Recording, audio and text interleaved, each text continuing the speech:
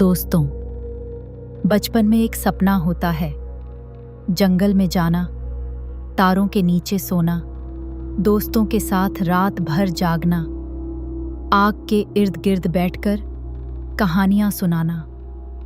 यह सपना बड़ा सुंदर लगता है, जब तक वो जंगल आपको जवाब न देने लगे, जब तक वो अंधेरा बोलने न लगे, जब तक पेड़ों के पीछे से आपका अपना नाम न सुनाई दे।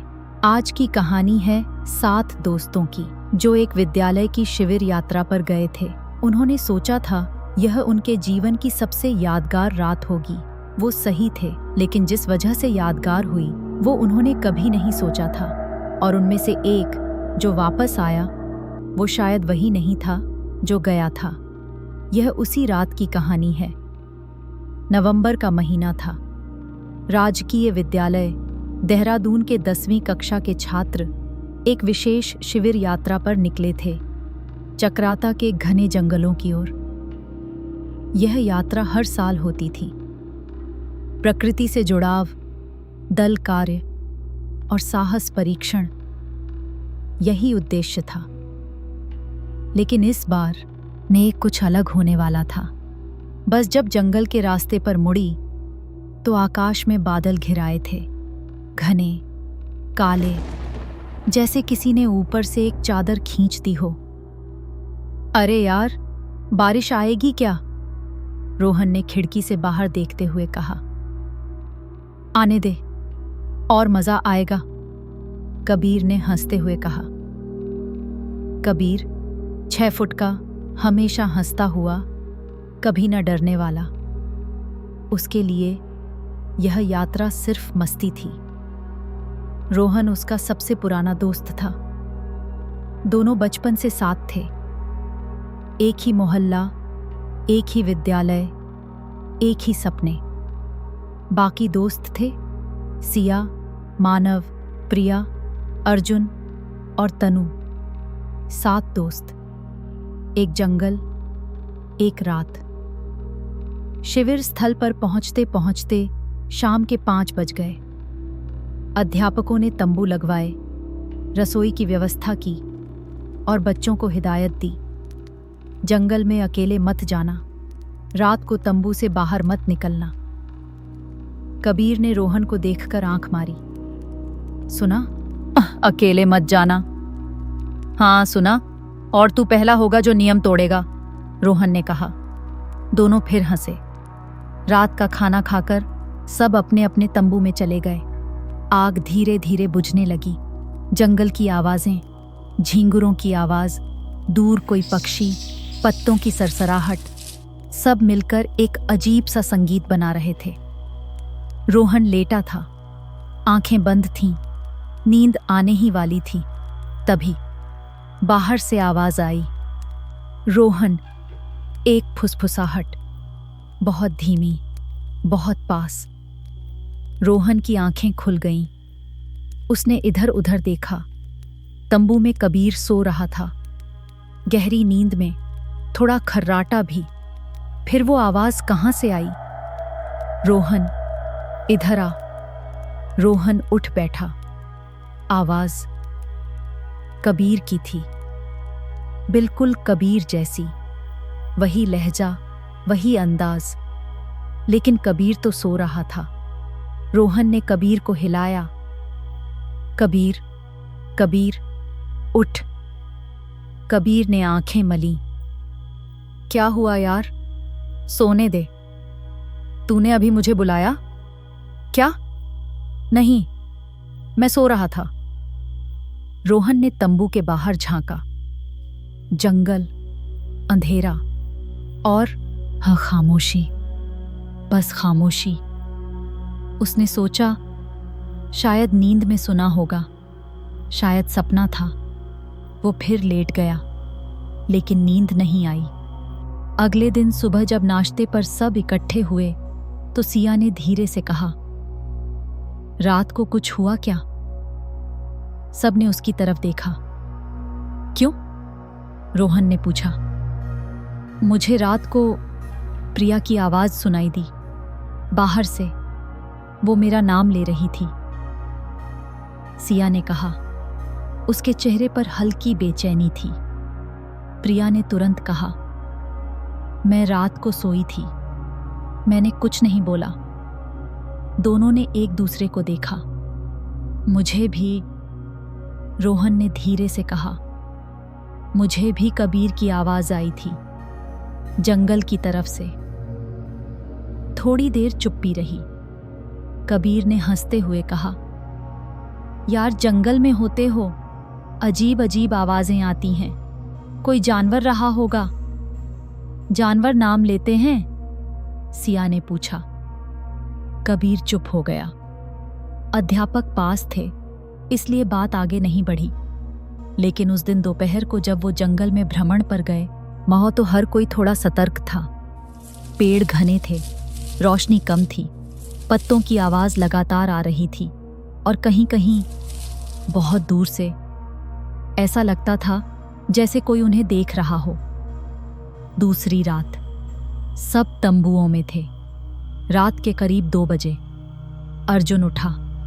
उसे भी आवाज सुनाई दी थी, मानव की आवाज। उसका सबसे करीबी दोस्त बाहर से बुला रहा था, अर्जुन यहां आ, देख कुछ मिला है। अर्जुन ने मानव को देखा। वो गहरी नींद में था, लेकिन आवाज इतनी असली थी, इतनी जानी पहचानी। अर्जुन तंबू से बाहर निकल गया। सुबह जब सब उठे, अर्जुन नहीं था। उसका तंबू खाली था। सब घबरा गए। अध्यापकों को बताया। तुरंत खोज शुरू हुई। जंगल में आवाजें लगाते रहे, अर्जुन अर्जुन। कोई जवाब नहीं। लेकिन तभी मानव को जमीन पर कुछ दिखा, पैरों के निशान आगे जाते हुए। लेकिन वो निशान वहां अजीब थे।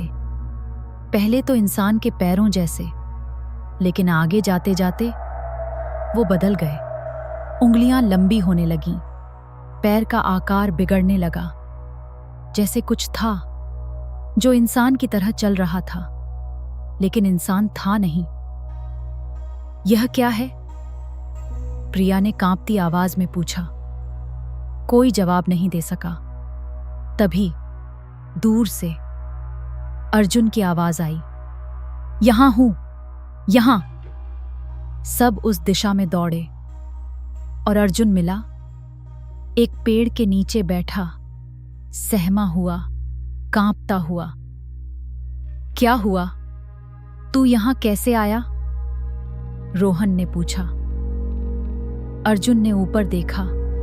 उसकी आंखें लाल थीं, जैसे रोया हो। मानव ने बुलाया था। मैंने नहीं बुलाया, मानव ने तुरंत कहा। लेकिन तेरी ही आवाज थी, बिल्कुल तेरी। सब चुप हो गए और तभी पेड़ों के पीछे एक आवाज आई, रोहन की आवाज। रोहन, हाँ इधर आ। लेकिन रोहन वहीं खड़ा था, सबके सामने। सबने उसकी तरफ देखा। रोहन का चेहरा पीला पड़ गया। वापस शिविर में आकर सब इकट्ठे बैठे। अब हंसी नहीं थी, मजाक नहीं था। कबीर, जो कभी नहीं डरता था, वो भी शांत था। यह क्या है? सिया ने पूछा। तनु, जो अब तक चुप थी, उसने धीरे से कहा, मेरी दादी ने एक बार बताया था, जंगलों में कभी कभी एक चीज होती है जो आवाजें नकल करती हैं, जो आपको अकेला करना चाहती है, जो आपको जंगल के अंदर खींचती है। वो क्या चाहती है? प्रिया ने पूछा। बस मां खींचना, अंदर, इतना अंदर कि वापस ना आ सको। खामोशी। बाहर हवा चलने लगी। पेड़ सरसराए। तो अब क्या करें? मानव ने पूछा। रात को तंबू से बाहर नहीं निकलना, रोहन ने कहा। चाहे कुछ भी सुनाई दे, चाहे किसी की भी आवाज आए, बाहर नहीं जाना। सबने हां कहा, लेकिन कहना और करना दोनों अलग होते हैं। तीसरी रात, सब एक ही तंबू में थे। किसी ने अकेले नहीं सोने का फैसला किया था। आग जल रही थी। रात के 1 बजे सब जाग रहे थे।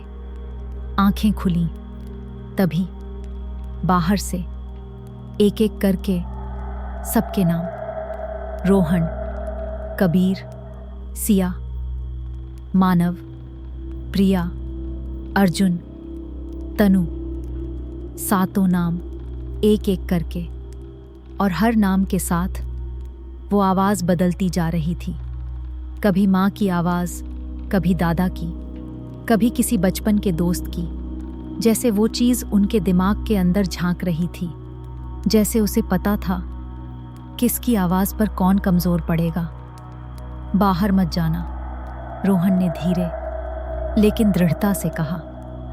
सब एक दूसरे का हाथ थामे वह बैठे रहे। आवाज़ें बढ़ती गईं, करीब आती गईं। तंबू का कपड़ा हिलने लगा, जैसे कोई बाहर से छू रहा हो।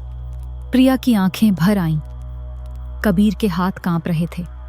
देखो मत, आंखें बंद करो, जाने दो, तनु ने कहा। सबने आंखें बंद की। आवाज़ें चलती रहीं और धीरे धीरे कम होती गईं। 1 घंटे बाद सन्नाटा। सुबह होते ही अध्यापकों ने कहा, यात्रा जल्दी समाप्त करनी होगी। मौसम ठीक नहीं। किसी ने विरोध नहीं किया। सब बस में बैठ गए। जैसे ही बस जंगल से बाहर निकली, सबने राहत की सांस ली। रोहन ने पीछे मुड़कर देखा। जंगल घना, अंधेरा पीछे छूटता जा रहा था, और तभी उसकी नजर कबीर पर पड़ी।